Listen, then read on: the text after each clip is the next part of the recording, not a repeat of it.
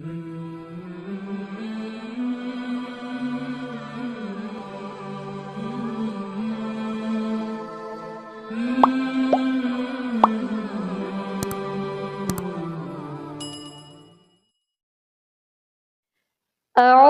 بالله من الشيطان الرجيم. بسم الله الرحمن الرحيم. إذا وقعت الواقعة ليس لوقعتها كاذبة خافضة رافعة. إذا رجت الأرض رجا وبست الجبال بسا فكانت هباء منبثا وكنتم أزواجا ثلاثة فأصحاب الميمنة ما أصحاب الميمنة وأصحاب المشأمة ما أصحاب المشأمة والسابقون السابقون أولئك المقربون في جنات النعيم. ثلة من الأولين وقليل من الآخرين على سرر موضونة متكئين عليها متقابلين. يطوف عليهم ولدان مخلدون بأكواب وأباريق وكأس من معين لا يصدعون عنها ولا ينزفون وفاكهة مما يتخيرون ولحم طير مما يشتهون وحور عين كأمثال اللؤلؤ المكنون جزاء بما كانوا يعملون. لا يسمعون فيها لغوا ولا تأثيما إلا قيلا سلاما. وأصحاب اليمين ما أصحاب اليمين في سدر مخضود وطلح ممدود وظل ممدود وماء مسكوب وفاكهة كثيرة لا مقطوعة ولا ممنوعة وفرش مرفوعة. إنا أنشأناهن إنشاء فجعلناهن أبكارا عربا أترابا لأصحاب اليمين. ثلة من الأولين وثلة من الآخرين وأصحاب الشمال ما أصحاب الشمال في سموم وحميم وظل من يحموم لا بارد ولا كريم. إنهم كانوا قبل ذلك مترفين وكانوا يصرون على الحنث العظيم وكانوا يقولون أإذا متنا وكنا ترابا وعظاما أإنا لمبعوثون أو آباؤنا الأولون. قل إن الأولين والآخرين لمجموعون إلى ميقات يوم معلوم. ثم إنكم أيها الضالون المكذبون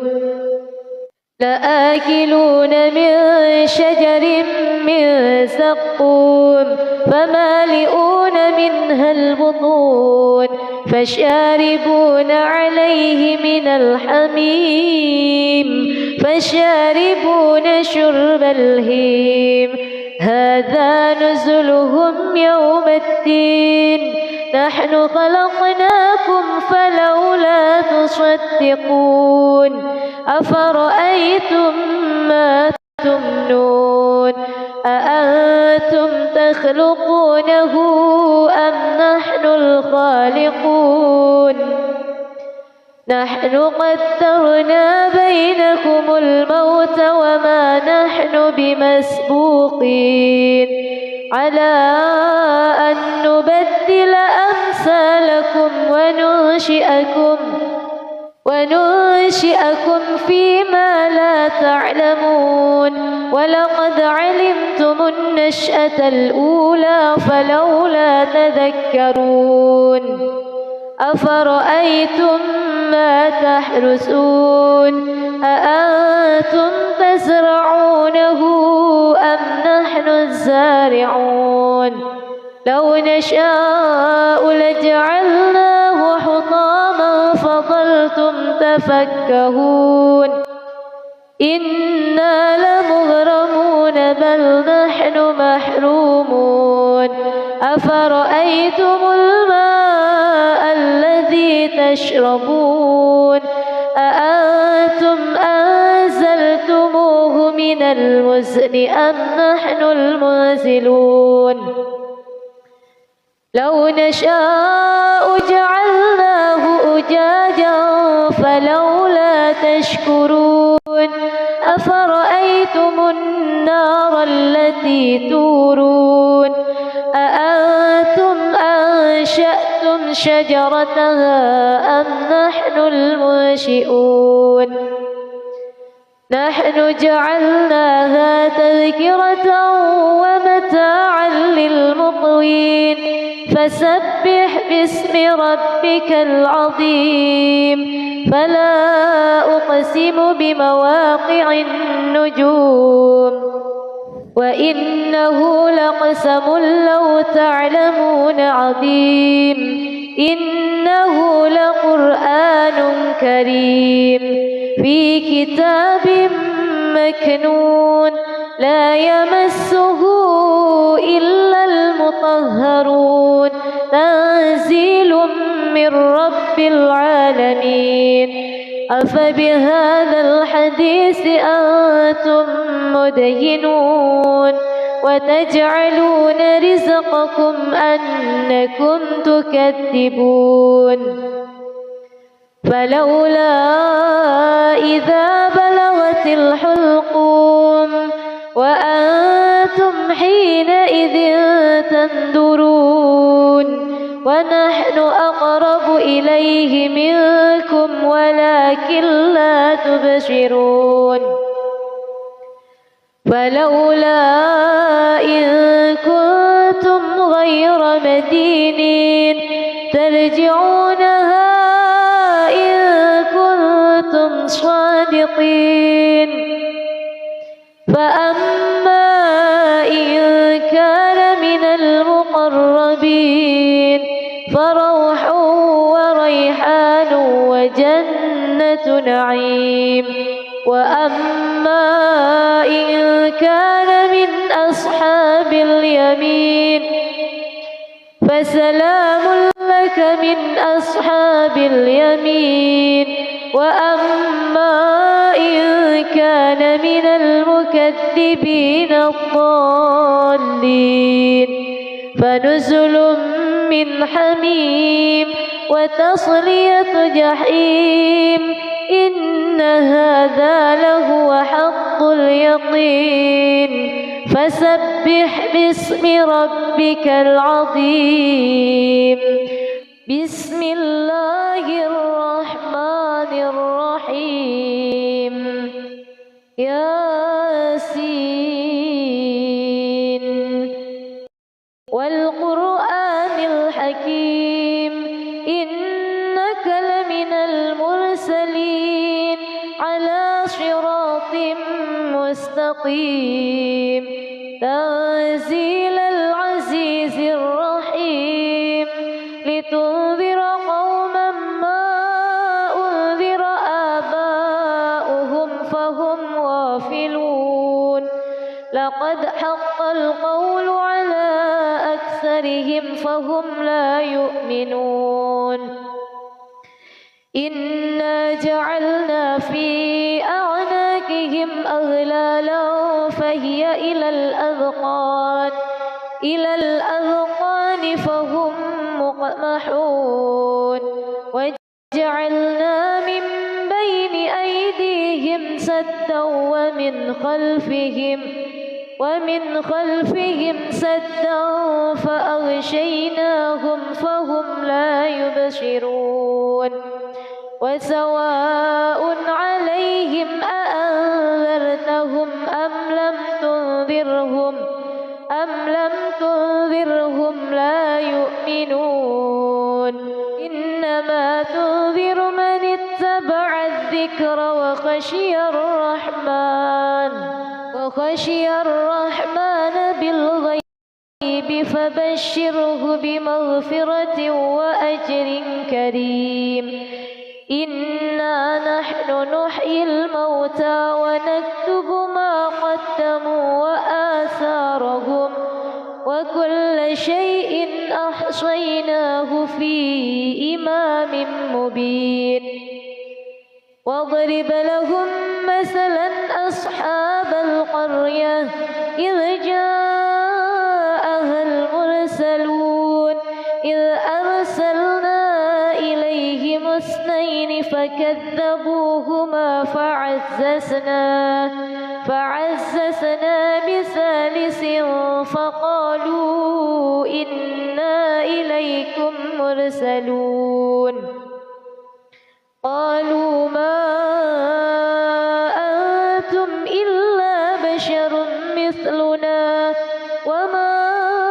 أنزل الرحمن من شيء إن أنتم إلا تكذبون قالوا ربنا يعلم إنا إليكم لمرسلون وما علينا إلا البلاغ المبين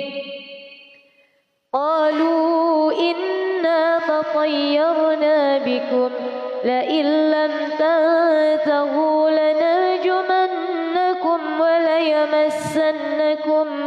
وليمسنكم منا عذاب أليم قالوا طائركم معكم أئن ذكرتم بل أنتم قوم مسرفون وجاء من أقصى المدينة رجل يسعى قال يا قوم اتبعوا المرسلين اتبعوا من لا يسألكم أجرا وهم مهتدون وما لي لا أعبد الذي فطرني وإليه ترجعون أأتخذ من دونه آلهة إن يردني الرحمن بضر لا تغن عني شفاعتهم شيئا ولا ينقذون إني إذا لفي ضلال مبين إني آمنت بربكم فاسمعون قيل ادخل الجنة قال يا ليت قومي يعلمون بما غفر لي ربي وجعلني من المكرمين وما أنزلنا على قومه من بعده من جند من السماء وما كنا منزلين إن كانت إلا صيحة واحدة فإذا هم حامدون يا حسرة على العباد ما يأتيهم من رسول إلا كانوا به يستهزئون ألم يروا كم أهلكنا قبلهم من القرون أنهم إليهم لا يرجعون وإن كل لما جميع لدينا محضرون وآية لهم الأرض الميتة أحييناها وأخرجنا منها حبا فمنه يأكلون وجعلنا فيها جنات من نخيل وأعناب وفجرنا فيها من العيون ليأكلوا من ثمره وما عملته أيديهم أفلا يشكرون سبحان الذي خلق الأزواج كلها مما تنبت الأرض ومن أنفسهم ومما لا يعلمون وآية لهم الليل نسلخ منه النهار فإذا هم مظلمون والشمس تجري لمستقر لها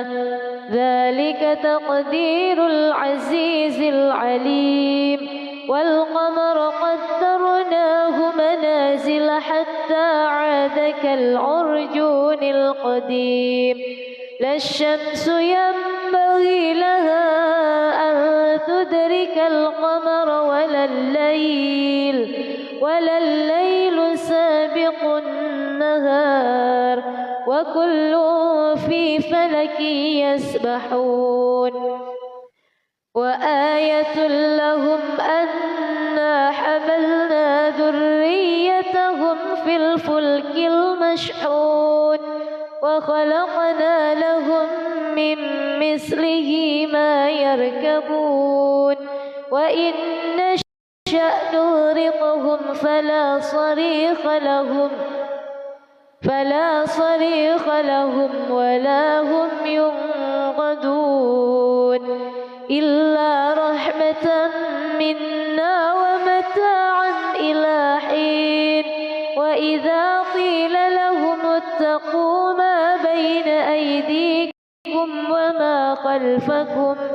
وما خلفكم لعلكم ترحمون وما تأتيهم من آية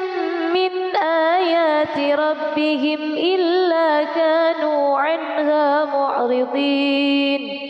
وإذا قيل لهم أنفقوا مما رزقكم الله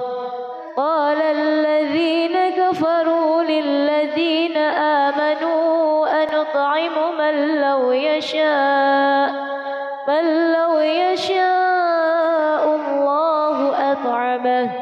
إن أنتم إلا في ضلال مبين ويقولون متى هذا الوعد إن كنتم صادقين ما ينظرون إلا صيحة واحدة تأخذهم وهم يخصمون فلا يستطيعون توصية ولا إلى أهلهم يرجعون ونفخ في الصور فإذا هم من الأجداث إلى ربهم ينسلون قالوا يا ويلنا من بعثنا من مرقدنا هذا ما وعد الرحمن وصدق المرسلون إن كانت إلا صيحة واحدة فإذا هم جميع لدينا محضرون فاليوم لا تظلم نفس شيئا ولا تجزون إلا ما كنتم تعملون إن أصحاب الجنة اليوم في شغل فاكهون هم وأزواجهم في ظلال على الأرائك متكئون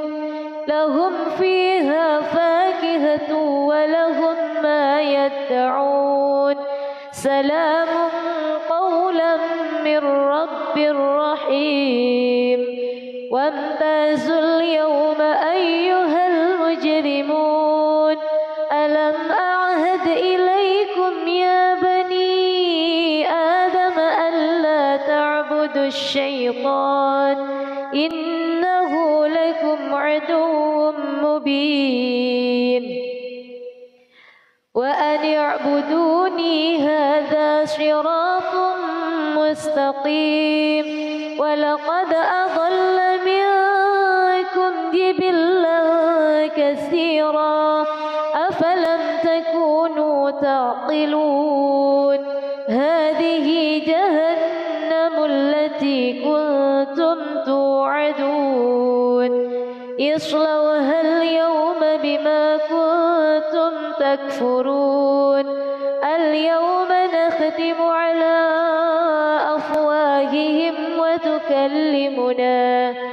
وتكلمنا أيديهم وتشهد أرجلهم بما كانوا يكسبون ولو نشاء لطمسنا على أعينهم فاستبقوا الصراط فأنى يبصرون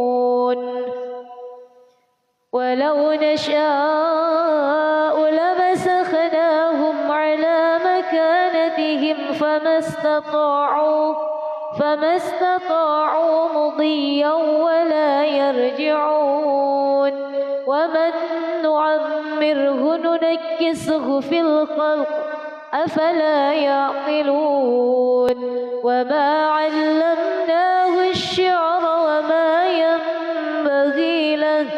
إن هو إلا ذكر وقرآن مبين لينذر من كان حيا ويحق القول على الكافرين أولم يروا أنا خلقنا لهم مما عملت أيدينا أنعاما فهم لها مالكون وذللناها لهم فمنها ركوبهم ومنها يأكلون ولهم فيها منافع ومشارب أفلا يشكرون واتخذوا من دون الله آلهة لعلهم ينصرون لا يستطيعون نصرهم وهم لهم جند محضرون فلا يحزنك قولهم إنا نعلم ما يسرون وما يعلنون أولم ير الإنسان أنا خلقناه من نطفة فإذا هو خصيم مبين وضرب لنا مثلا ونسي خلقه قال من يحيي العظام وهي رميم قل يحييها الذي أنشأها أول مرة وهو بكل خلق عليم الذي جعل لكم من الشجر الأخضر الأخضر نارا فإذا أنتم منه توقدون أوليس الذي خلق السماوات والأرض بقادر على أن يخلق مثلهم بلى وهو الخلاق العليم إنما أمره إذا أراد شيئا أن يقول له كن فيكون فسبحان الذي بيده ملكوت كل شيء وإليه ترجعون بسم الله الرحمن الرحيم ألف لام را كتاب أنزلناه إليك لتخرج الناس من الظلمات إلى النور بإذن ربهم إلى صراط العزيز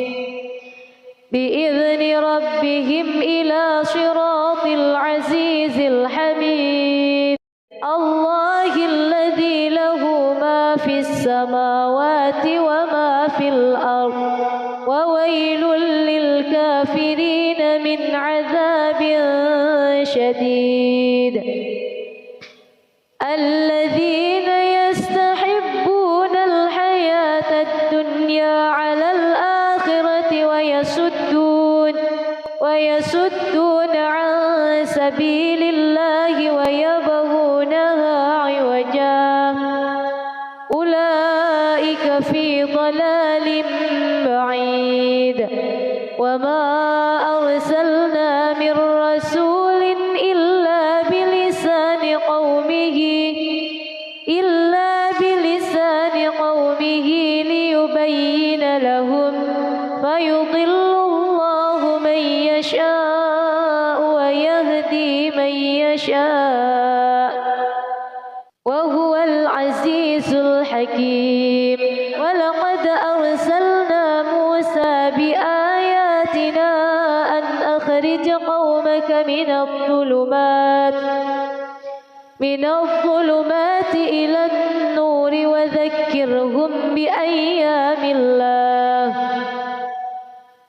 إن في ذلك لآيات لكل صبار شكور وإذ قال موسى لقومه اذكروا نعمة الله عليكم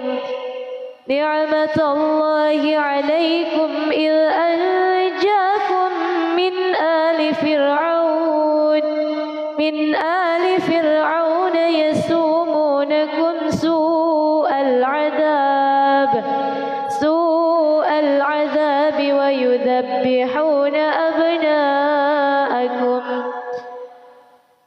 ويذبحون أبناءكم ويستحيون نساءكم وفي ذلكم بلاء من ربكم عظيم وإذ تأذن ربكم لئن شكرتم لأزيدنكم ولئن كفرتم إن عذابي لشديد وقال موسى إن تكفروا أنتم ومن في الأرض جميعا فإن الله لغني حميد ألم يأتكم نبأ الذين من قبلكم قوم نوح وعاد وثمود والذين من بعدهم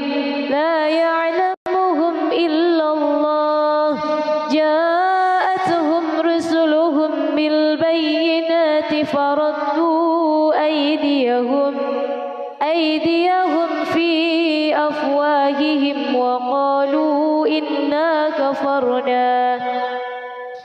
إنا كفرنا بما أرسل أرسلتم به وإنا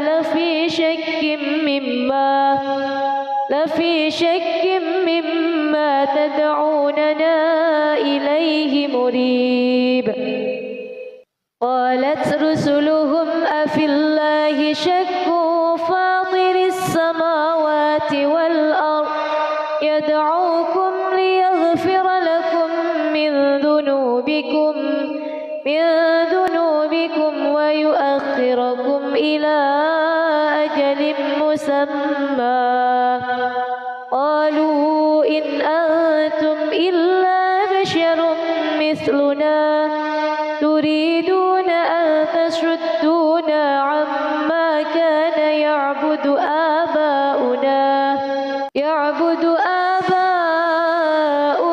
فأتونا بسلطان مبين.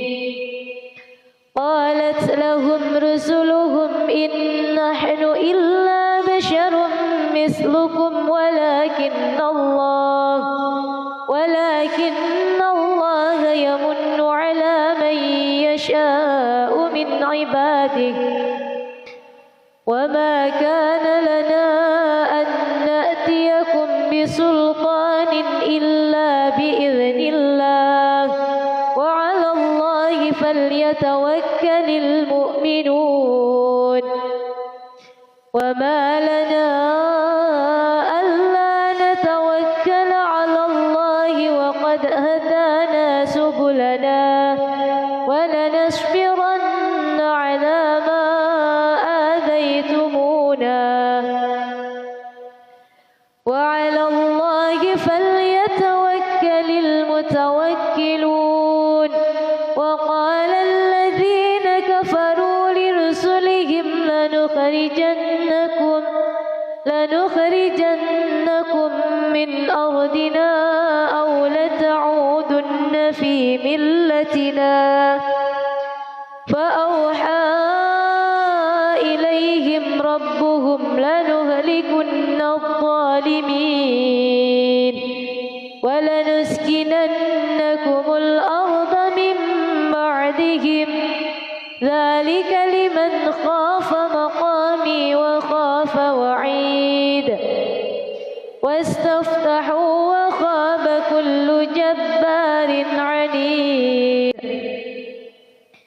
من ورائه جهنم ويسقى من ماء صديد يتجرعه ولا يكاد يسيغه ويأتيه الموت من كل مكان وما هو بميت ومن ورائه عذاب غليظ. مثل الذين كفروا بربهم أعمالهم كرماد اشتدت به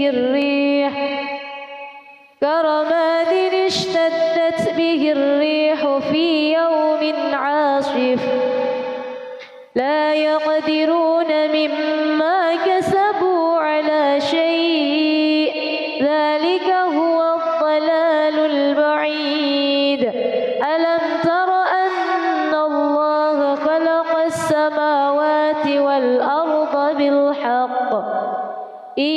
يشأ يذهبكم ويأتي بخلق جديد وما ذلك على الله بعزيز. وبرزوا لله جميعا فقال الضعفاء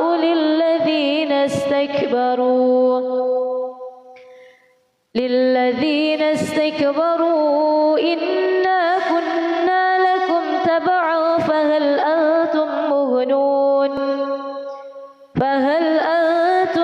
مغنون عنا من عذاب الله من شيء. قالوا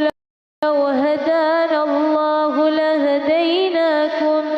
سواء علينا أجزعنا أم صبرنا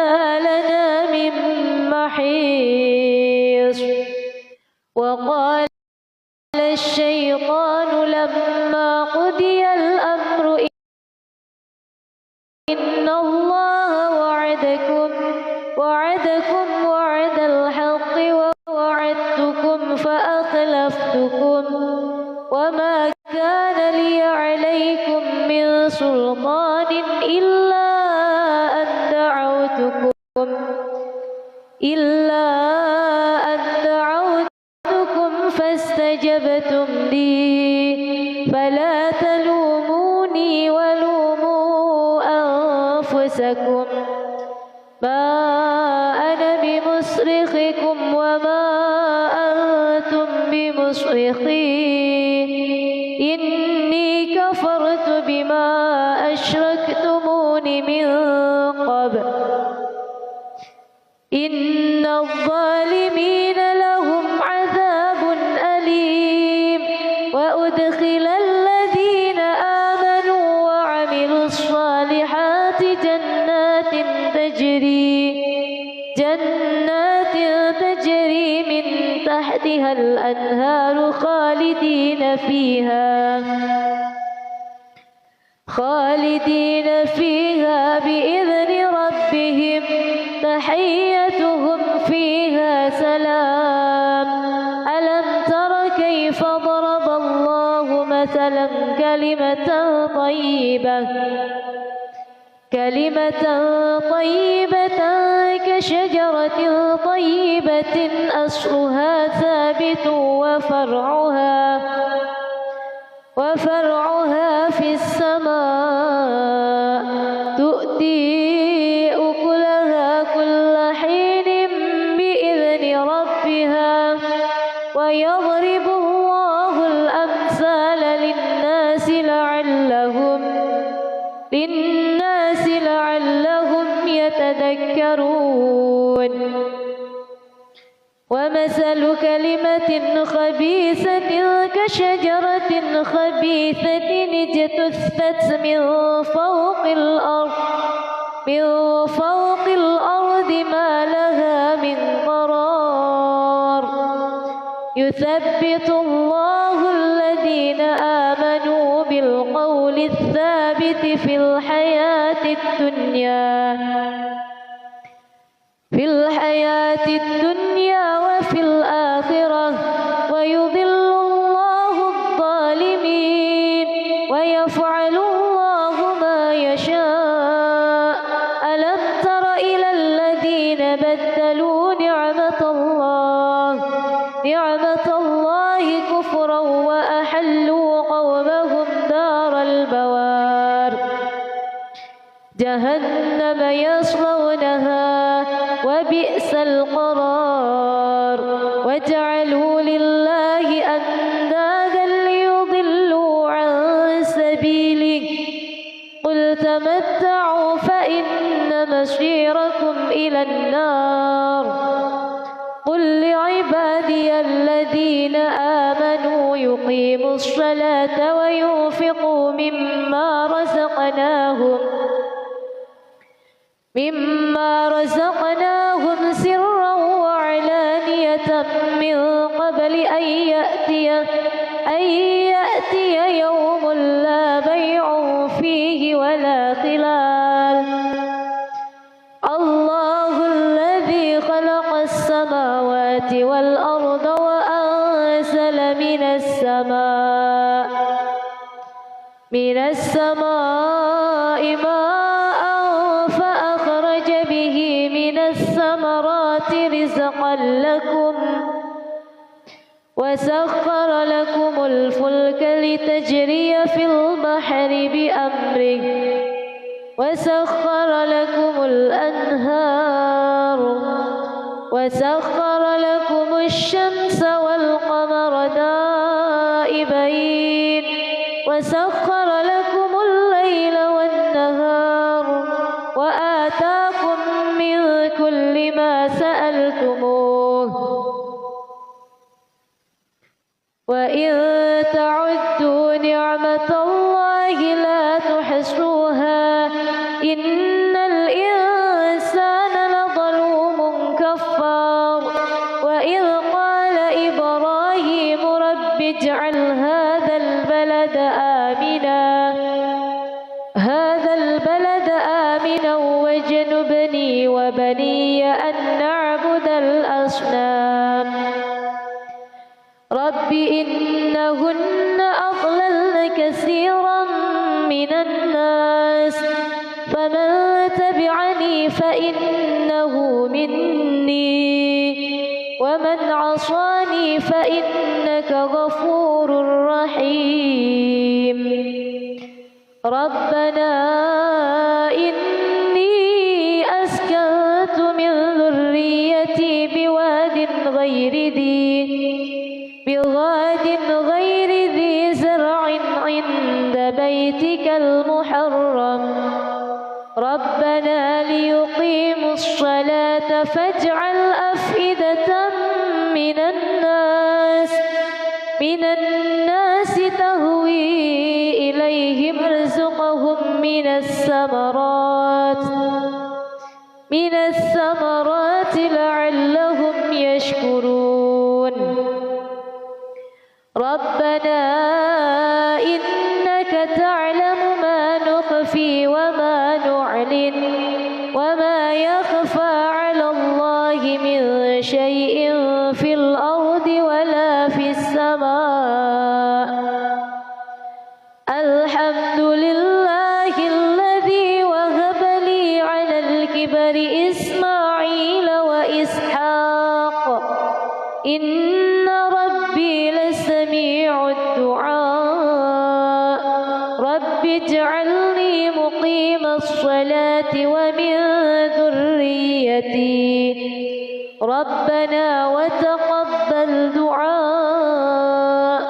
ربنا اغفر لي ولوالدي وللمؤمنين يوم يقوم الحساب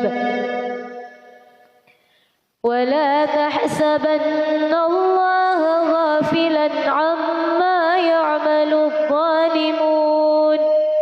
إنما يؤخرهم ليوم تشخص فيه الأبصار مهطعين مقنعي رؤوسهم لا يرتد إليهم طرفهم وأفئدتهم هواء وأنذر الناس يوم يأتيهم العذاب فيقول الذين ظلموا ربنا أخرنا إلى أجل قريب نجب دعوتك ونتبع الرسل أولم تكونوا أقسمتم من قبل ما لكم من زوال وسكنتم في مساكن الذين ظلموا أنفسهم وتبين لكم كيف فعلنا بهم وضربنا لكم الأمثال وقد مكروا مكرهم وعند الله مكرهم وإن كان مكرهم لتزول منه الجبال فلا تحسبن الله مخلف وعده رسله إن الله عزيز ذو انتقام يوم تبدل الأرض غير الأرض والسماوات وبرزوا لله الواحد القهار وترى المجرمين يومئذ مقرنين في الأصفاد سرابيلهم من قطران وتغشى وجوههم النار ليجزي الله كل نفس ما كسبت إن الله سريع الحساب هذا بلاغ للناس ولينذروا به وليعلموا أنما هو إله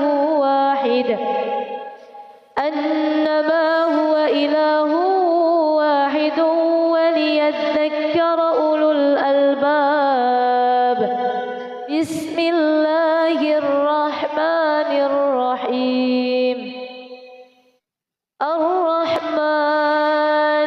علم القرآن خلق الإنسان علمه البيان.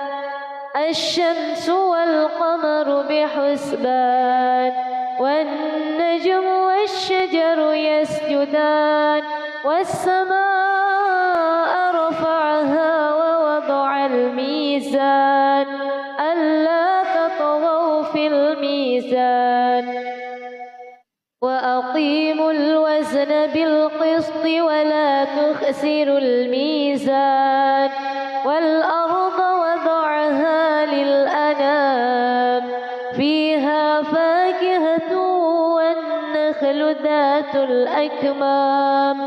والحب ذو العصف والريحان. فبأي آلاء ربكما تكذبان؟ خلق الإنسان من صلصال كالفخار وخلق الجان من مارج من نار. فبأي آلاء ربكما تكذبان؟ رب المشرقين ورب المغربين. فبأي آلاء ربكما تكذبان؟ مرج البحرين يلتقيان بينهما برزخ لا يبغيان. فبأي آلاء ربكما تكذبان؟ يخرج منهما اللؤلؤ والمرجان. فبأي آلاء ربكما تكذبان؟ وله الجوار المنشآت في البحر كالأعلام. فبأي آلاء ربكما تكذبان؟ كل من عليها فان ويبقى وجه ربك ذو الجلال والإكرام. فبأي آلاء ربكما تكذبان؟ يسأله من في السماوات والأرض كل يوم هو في شأن. فبأي آلاء ربكما تكذبان؟ سنفرغ لكم أيها الثقلان. فبأي آلاء ربكما تكذبان؟ يا معشر الجن والإنس إن استطعتم أن تنفذوا من أقطار السماوات والأرض فانفذوا لا تنفذون إلا بسلطان. فبأي آلاء ربكما تكذبان؟ يرسل عليكما شواظ من نار ونحاس فلا تنتشران. فبأي آلاء ربكما تكذبان؟ فإذا انشقت السماء فكانت وردة كالدهان. فبأي آلاء ربكما تكذبان؟ فيومئذ الإنس ولا جان. فبأي آلاء ربكما تكذبان؟ يعرف المجرمون بسيماهم فيؤخذ بالنواصي والأقدام فبأي آلاء ربكما تكذبان هذه جهنم التي يكذب بها المجرمون يطوفون بينها وبين حميم آن فبأي آلاء ربكما تكذبان ولمن خاف مقام ربه جنتان فبأي آلاء ربكما تكذبان ذواتا أفنان فبأي آلاء ربكما تكذبان فيهما عينان تجريان فبأي آلاء ربكما تكذبان فيهما من كل فاكهة زوجان فبأي آلاء ربكما تكذبان فيهما من كل فاكهة زوجان فبأي آلاء ربكما تكذبان متكئين على فرش بطائنها من استبرق وجنى الجنتين دان فبأي آلاء ربكما تكذبان فيهن قاصرات الطرف لم يطمثهن إنس قبلهم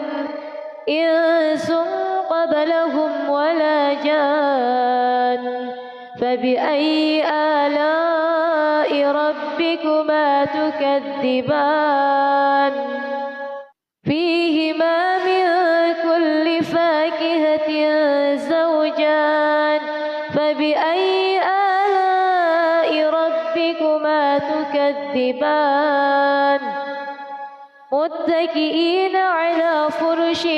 بطائنها من استبرق وجنى الجنتين دان فبأي آلاء ربكما تكذبان فيهن قاصرات الطرف لم يطمثهن إنس قبلهم ولا جان فبأي آلاء ربكما تكذبان كأنهن الياقوت والمرجان فبأي آلاء ربكما تكذبان هل جزاء الإحسان إلا الإحسان فبأي آلاء ربكما تكذبان ومن دونهما جنتان فبأي آلاء ربكما تكذبان مدهامتان فبأي آلاء ربكما تكذبان فيهما عينان نضاختان فبأي آلاء ربكما تكذبان فيهما فاكهة ونخل ورمان فبأي آلاء ربكما تكذبان فيهن خيرات حسان فبأي آلاء ربكما تكذبان حور مقصورات في الخيام فبأي آلاء ربكما تكذبان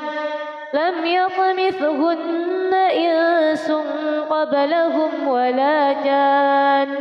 فبأي آلاء ربكما تكذبان متكئين على رفرف خضر وعبقري حسان فبأي آلاء ربكما تكذبان تبارك اسم ربك ذي الجلال والإكرام بسم الله الرحمن الرحيم يا أيها النبي إذا طلقتم النساء فطلقوهن لعدتهن وأحصوا العدة واتقوا الله ربكم لا تخرجوهن من بيوتهن ولا يخرجن إلا أن يأتين بفاحشة مبينة وتلك حدود الله ومن يتعد حدود الله فقد ظلم نفسه لا تدري لعل الله يحدث بعد ذلك أمرا فإذا بلغن أجلهن فأمسكوهن بمعروف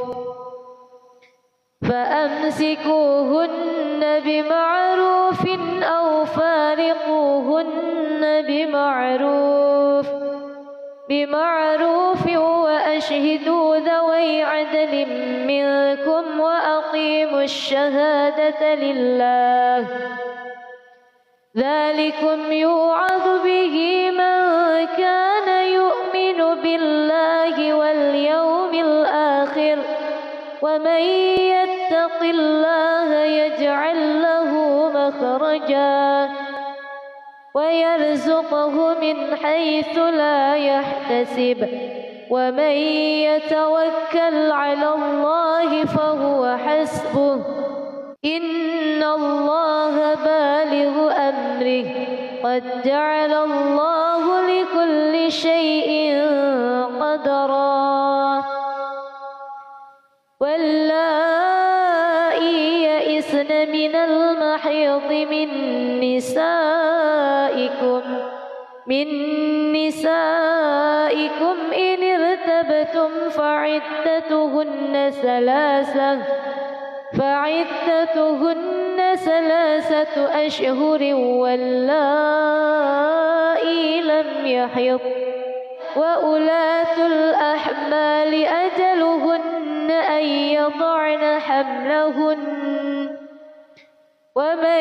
يتق الله يجعل له من أمره يسرا ذلك أمر الله أنزله إليكم ومن يتق الله يكفر عنه سيئاته ويعظم له أجرا أسكنوهن من حيث سكنتم من وجدكم ولا تضاروهن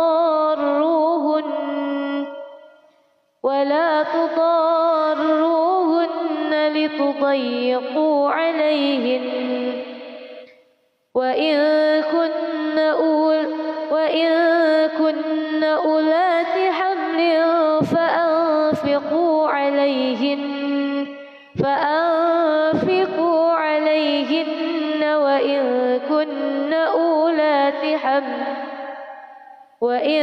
كن أولات حمل فأنفقوا عليهن وإن كن أولات حمل فأنفقوا عليهن حتى يضعن حملهن فإن أرضعن لكم فآتوهن أجورهن وأتمروا بينكم بمعروف وإن تعاسرتم فسترضع له أخرى لينفق ذو سعة من سعته ومن قدر عليه رزقه فلينفق مما آتاه الله لا يكلف الله نفسا إلا ما أتاها سيجعل الله بعد عسر يسرا وكأين من قرية عتت عن أمر ربها ورسله فحاسبناها حسابا شديدا وعذبناها عذابا نكرا فذاقت وبال أمرها وكان عاقبة أمرها خسرا أعد الله لهم عذابا شديدا فاتقوا الله يا أولي الألباب الذين آمنوا قد أنزل الله إليكم ذكرا رسولا يتلو عليكم آيات الله مبينات ليخرج الذين آمنوا وعملوا الصالحات من الظلمات إلى النور ومن يؤمن بالله ويعمل صالحا يدخله جنات تجري من تحتها الأنهار خالدين فيها أبدا قد أحسن الله له رزقا الله الذي خلق 7 سماوات ومن الأرض مثلهن يتنزل الأمر بينهن لتعلموا أن الله على كل شيء قدير وأن الله قد أحاط بكل شيء علما